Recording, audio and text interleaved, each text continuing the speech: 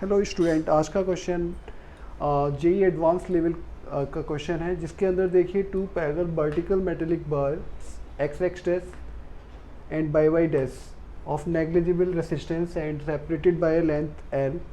इन दोनों के बीच का लेंथ एल है, सेपरेटेड है ये। The ends of the bar are joined by resistance R1 and R2. A uniform magnetic field of induction B exists in the space normal to the plane of the bars. A horizontal metallic rod PQ of mass start falling vertically, making contact with the bars. It is observed that in the steady state of the power dissipated in the resistance R1 and R2. हमें यहाँ पे power dissipated निकालना है, R1 और R2 के across कितनी power dissipate होगी at and the terminal velocity acquired by the rod is B. तो देखिए यहाँ पर क्या कर सकते हैं, ये रॉड जो है एक्सटर्नल यूनिफॉर्म मैग्नेटिक फील्ड में नीचे की तरफ गिर रही है, तो फिर फ्लक्स चेंज हो रहा है। फ्लक्स चेंज होने की वजह से इस पर एक ईएमएफ आ जाएगा। ईएमएफ आएगा बी नॉट बी एल। मान लीजिए बी नॉट वेलोसिटी है इसकी, और इस पर ईएमएफ आ जाएगा बी नॉट बी एल। अब देखिए जब जहाँ ईएमएफ आ जाएगा तो ये जो रॉड है एक एक्सटर्नल ये सोर्स का काम करेगी इस सर्किट के लिए, तो ये हो जाएगा बी नॉट बी एल।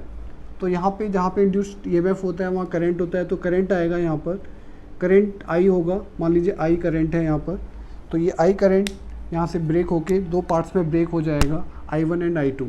तो ये एक पार्ट इधर जाएगा, ये इधर आएगा, और ये इधर, और ये इधर से इधर जाएगा, ये दोनों मिलके वापस इधर आ जाएगा। अब देखिए फ्रॉम द KCL जो हम जानते हैं, Kirchhoff loop law. Kirchhoff loop law से क्या जानते हैं, जो इस ईएमएफ होगा किसके बराबर होगा, I1 R1। तो हम यहाँ से ये हमारे पास कितना है, B naught B L equals to I1 R1। तो I1 आ जाएगा हमारे पास B naught B L upon R1। तो मोशनल ईएमएफ की वजह से इसमें एक करंट आया, तो वो इस फ्लैग में करंट I1 क्या होगा, ये होगा। ऐसे ही सिमिलरली I2 आ जाएगा। I2 के लिए भी हमें ऐसे ही करना पड़ेगा, ईएमएफ E रहेगा I2 R2, और इसको आप फिर V नॉट बी एल लिख सकते हैं, that is equals to I2 R2। तो I2 आ जाएगा यहाँ से B naught B L upon R2।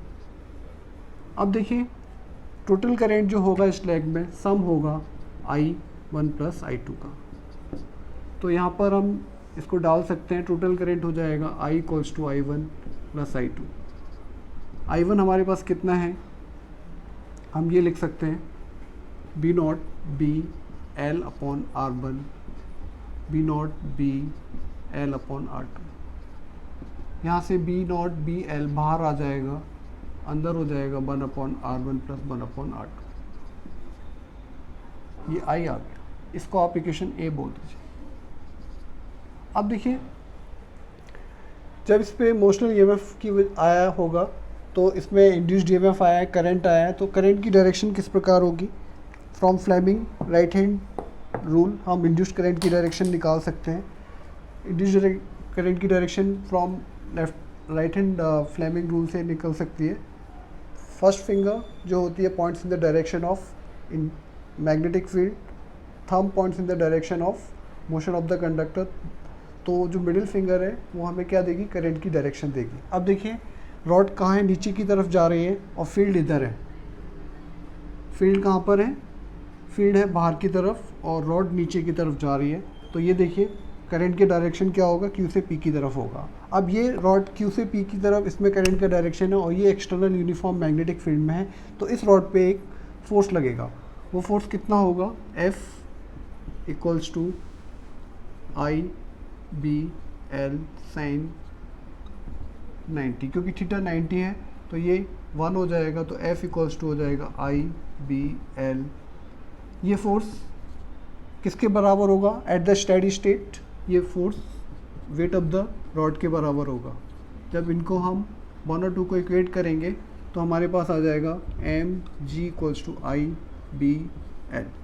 अब देखिए mg हमारे पास है, I हमारे पास कहाँ से आ सकता है, इन दोनों से आ सकता है। ये है हमारे पास, तो हम ये यहाँ पे डाल सकते हैं। तो एम जी इक्वल्स टू आ जाएगा B naught B L 1/R1 plus 1/R2, और बी एल पहले से है तो स्क्वायर हो जाएगा। तो यहाँ से हम क्या कर सकते हैं, बी नॉट से नीचे मल्टीप्लाई कर सकते हैं, बी नॉट से ऊपर मल्टीप्लाई कर सकते हैं, तो ये स्क्वायर हो जाएगा। तो यहाँ से हमारे पास बी नॉट इक्वल्स टू आ जाएगा B naught square B square L square upon में M G 1/R1 plus 1/R2। ये आ गया। हमें क्या निकालना है, पावर डिसिपेटेड निकालना है। पावर का फॉर्मूला क्या होता है, P equals to I square R होता है। तो पहले के लिए हो जाएगा I1 square R1।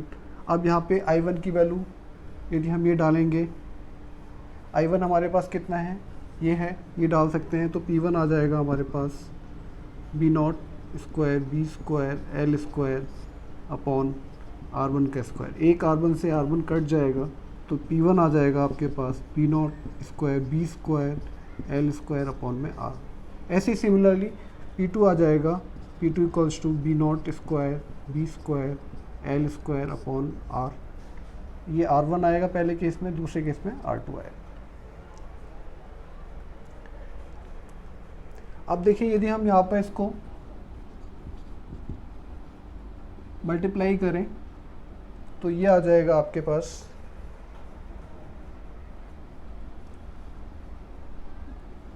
B naught square B square L square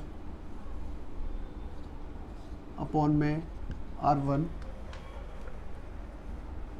और ये हो जाएगा plus B naught square B square L square upon R2। M G क्या है, बाहर है, 1/mg। इसको क्या लिख सकते हैं हम लोग, P1 लिख सकते हैं, इसको आप P2 लिख सकते हैं यहाँ से, और ये आ जाएगा 1/mg। तो ये velocity acquired by the rod जब क्या होगा, स्टेडी स्टेट रीच होगी। तो ये वेलोसिटी आ गई। हमें यदि निकालना है, इसको हम कैसे लिख सकते हैं, बी नॉट इक्वल्स टू यहाँ से आ जाएगा हमारे पास, ये आ गया। अब इसको हम सपोज हमें P1 चाहिए, P1 हमें यदि चाहिए तो कैसे लिखेंगे, तो P1 हम लिख सकते हैं, P1 इक्वल्स टू लिखा जा सकता है, इसकी जगह आप क्या डाल सकते हैं,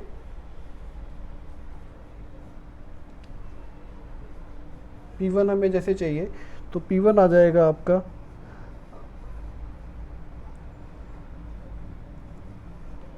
P1 plus P2 upon mg B square L square upon R1। ऐसे ही P2 आ जाएगा similarly P1 plus P2 upon mg B square L square upon R। तो ये डिफरेंट पावर डिसिपेटेड आ जाएंगी थ्रू द रेसिस्टर।